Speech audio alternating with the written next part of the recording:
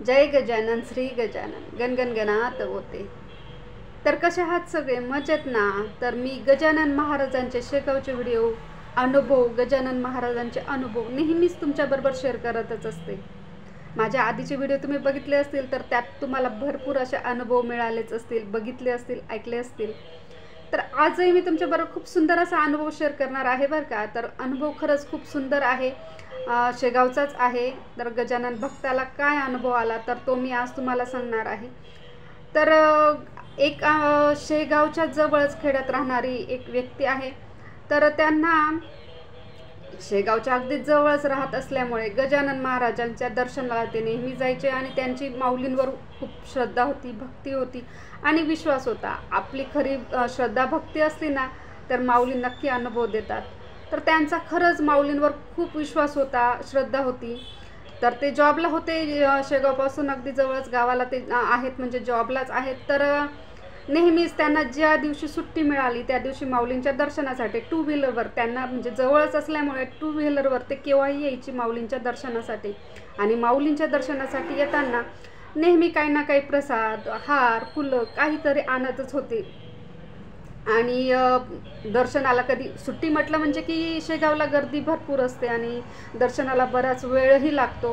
तर त्यांना ज्या दिवशी सुट्टी मिळायची नेमकी गर्दी राहायची आणि विशेष म्हणजे गुरुवारी सुद्धा शेगावला भरपूर अशी गर्दी असतेच।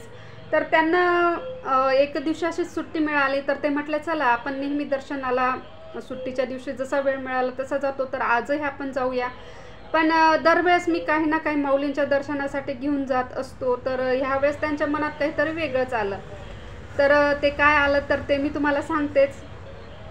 तर त्यांनी विचार केला चला आज गर्दी असेलच कदाचित, कारण सुट्टीचा दिवस होता। तर मग त्यांनी त्यांची गाडी काढली, टू व्हीलर, आणि आले ते शेगावला दर्शनासाठी। गाडी त्यांनी कुठे पार्क केली आणि पार्किंग केल्यानंतर मग ते मंदिरात पोचले। मंदिरात अर्थातच त्यांनी पाय वगैरे धुतले, चपला काढून पाय वगैरे धुतले आणि दर्शनाला बघितलं तर भरपूर अशी गर्दी होती, कारण तो वार होता सुट्टीचा। सुट्टीचा वार म्हटलं म्हणजे की गर्दी असते। तर ते म्हटलं ठीक आहे, असेल जो टाईम लागेल तो ठीक आहे। तर ते रांगेत उभे राहिले आणि रांगेत उभे राहिल्यानंतर डोक्यामध्ये अक्षरशः आपल्या भरपूर असे विचार असतात। आपण कुठे उभं असलो ना आपल्याला भरपूर असं टेन्शन वगैरे असे विचार आपल्या डोक्यात चालूच असतात। तसं त्यांच्या डोक्यांमध्ये गोंधळ चाललेलाच होता, त्यांचा विचारांचा वगैरे भरपूर विचार करत होते। तर असंच करत करत भरपूर बरंच पुढे आले ते आणि माऊलींच्या दर्शनासाठी म्हणजे थोडाच वेळ बाकी होता। तर त्यांच्या डोक्यामध्ये एक विचार आला, पण एवढी गर्दी होती तर त्यांना असं वाटत होतं की आपल्या मनात हा जो विचार आला आपण कसं काय इथे मंदिरामध्ये बोलून दाखवायचा म्हणून, कारण त्यांना काहीतरी एक वस्तू घ्यायची होती। तर ती काय तर ते मी तुम्हाला सांगते।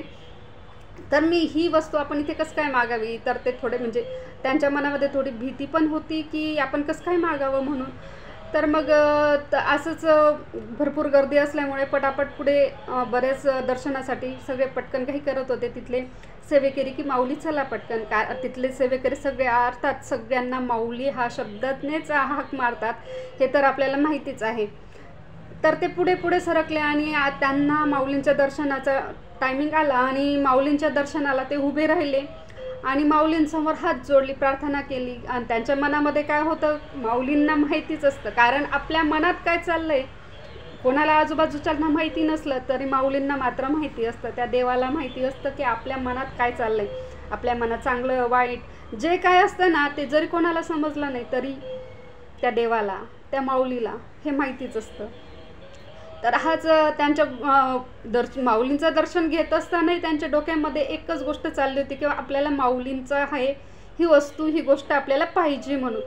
तर त्यांच्या मनामध्ये भरपूर असा गोंधळ चालला होता। पण मग तिथे एवढी गर्दी होती तर ते तिथे बोलूच शकले नाही आणि मग ते दर्शन झालं आणि पुढे आले। पुढे आल्यानंतर त्यांनी दर्शन वगैरे घेतलं आणि नमस्कार केला आणि अर्थातच पुढे राम मंदिरात आले, तिथे थोडा वेळ थांबले, बसले आणि बाहेर आले। त्यांच्या डोक्यामध्ये तोच गोंधळ होता की आपल्याला ही वस्तू पाहिजे पाहिजे म्हणून।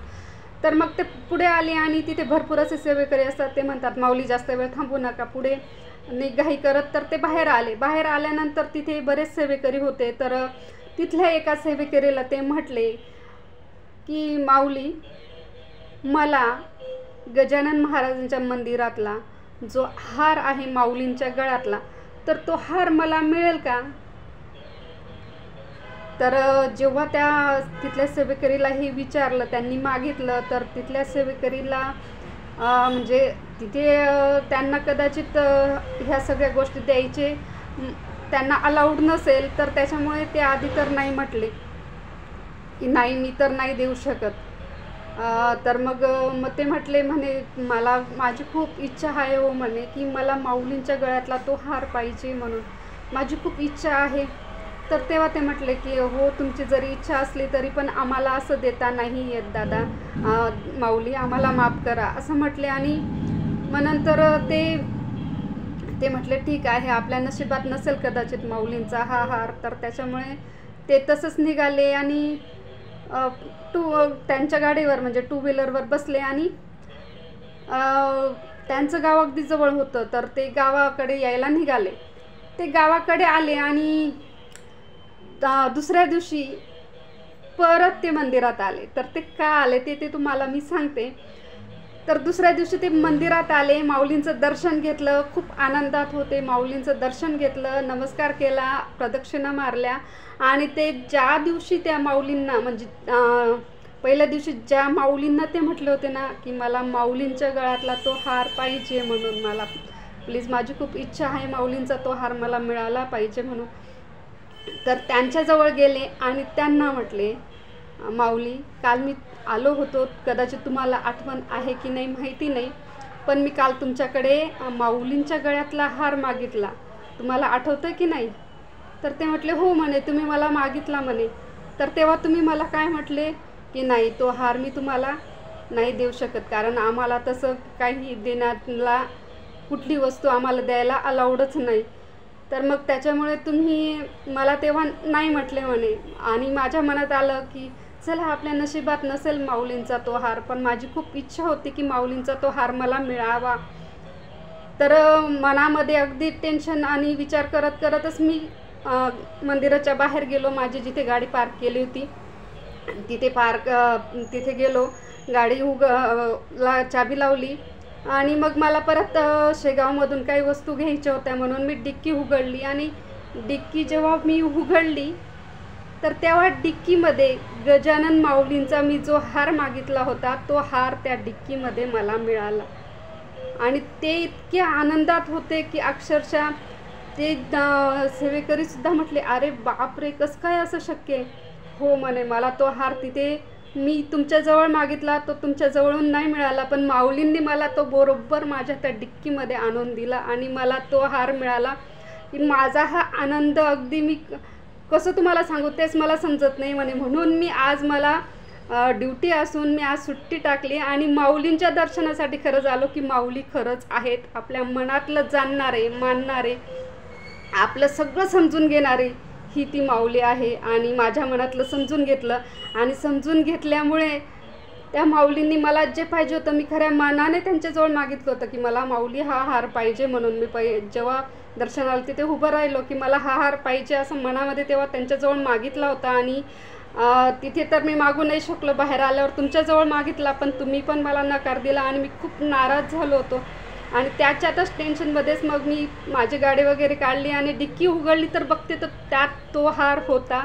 हे बघून माझा हा आनंद अगदी गगनात मावत नव्हता की खरंच माऊली आहेत. आपण कितीही म्हटलं की नाही असं असेल नसेल, पण माऊली आहेत, ते आपल्या मनातलं ओळखतात. आणि खरे जे भक्त असतात ना